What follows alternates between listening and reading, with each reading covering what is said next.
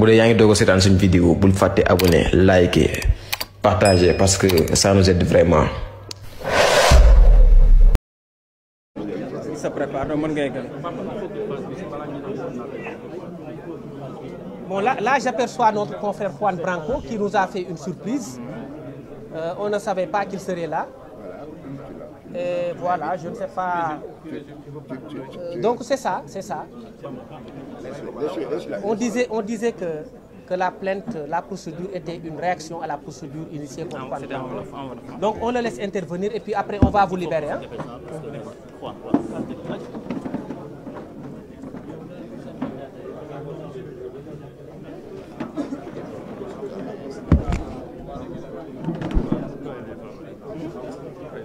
Bienvenue.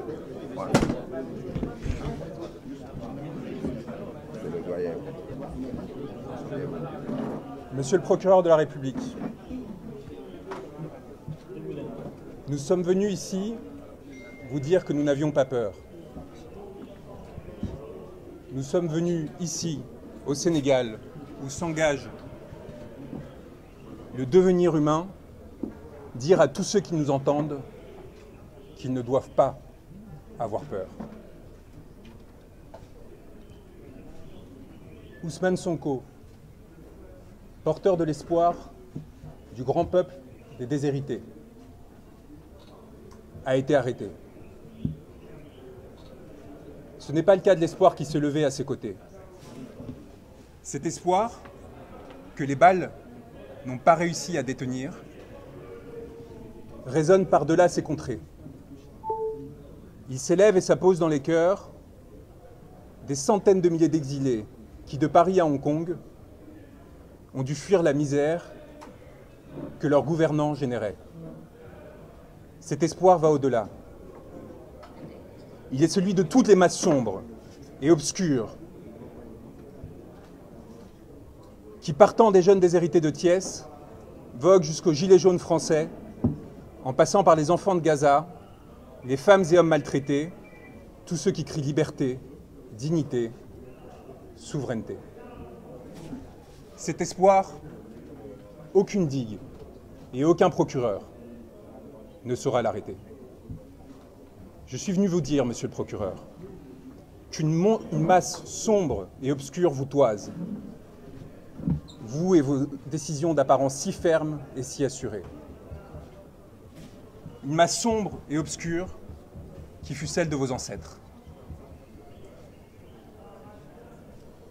Qui fut celle qui, en des temps reculés, se leva pour mettre fin au regard clair qui l'esclavagisait et la soumettait.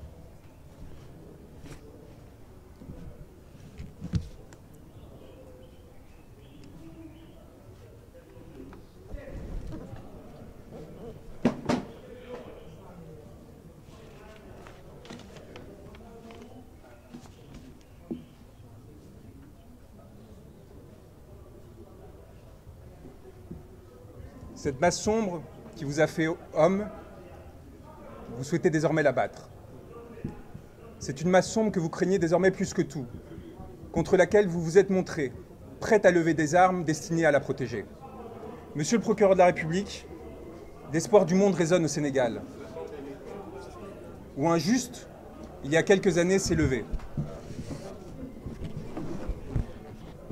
Et si je prends le temps de lire ce texte, c'est parce qu'il est particulièrement important et que les conséquences que ma présence ici peut avoir peuvent être cardinales pour ma vie, pour celle de mon client et de millions de Sénégalais.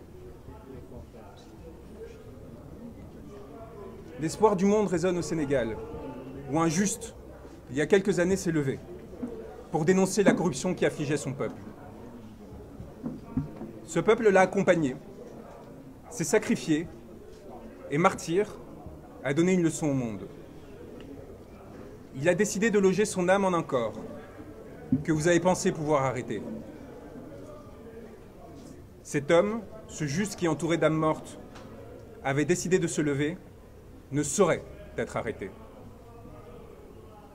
Il y a des êtres qui, se levant, décident que les astres appartiennent à tous et non à ceux qui se sont prétendus vouloir gouverner. Des êtres qui, faits pour gouverner, pour les privilèges, pour le confort, héritiers de capitaines d'antan assassinés, décident de se joindre au peuple, plutôt que de les exploiter. Vous avez fait le choix, monsieur le procureur, de la morbidité, d'un pouvoir décadent qui, dans sa fuite en avant, n'a pu trouver que la force à opposer un peuple qui lui réclamait le respect. Vous avez perdu, ce faisant, à nous, hommes de droit, notre respect. Aujourd'hui, au Sénégal, un pouvoir a pris l'odeur et l'apparence de l'ambition frustrée, de la soumission au néant, qui donne l'impression, éphémèrement, de goûter à l'absolu. Ce pouvoir a fait le choix du cadavre, monsieur le procureur, et vous avez décidé d'y accompagner. En vous attaquant à Ousmane Sonko, vous faites allégeance à la mort, contre ceux qui défendent la vie.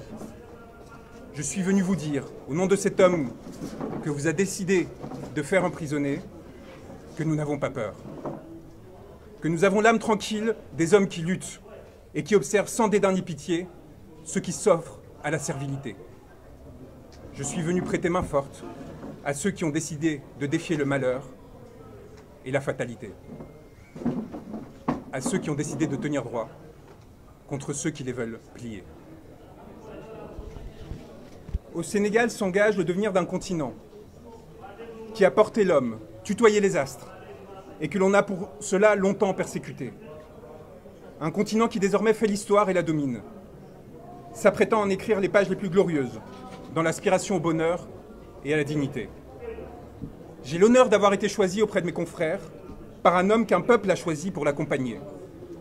Et aux côtés de mes frères et sœurs qui luttent, d'avancer sur un chemin pour l'humanité. Au Sénégal s'engage mon devenir, puisque vous avez décidé de m'y faire arrêter, signifiant au monde que j'étais recherché. Monsieur le procureur de la République, eh bien me voilà. Je n'ai pas l'âme d'un fugitif. J'ai fait le serment de défendre un homme, Ousmane Sonko, dont le corps charrie les espoirs de tout un peuple et partant de toute l'humanité. J'ai fait le serment de défendre ceux qui, marchant depuis longtemps asservis, ont décidé de se lever.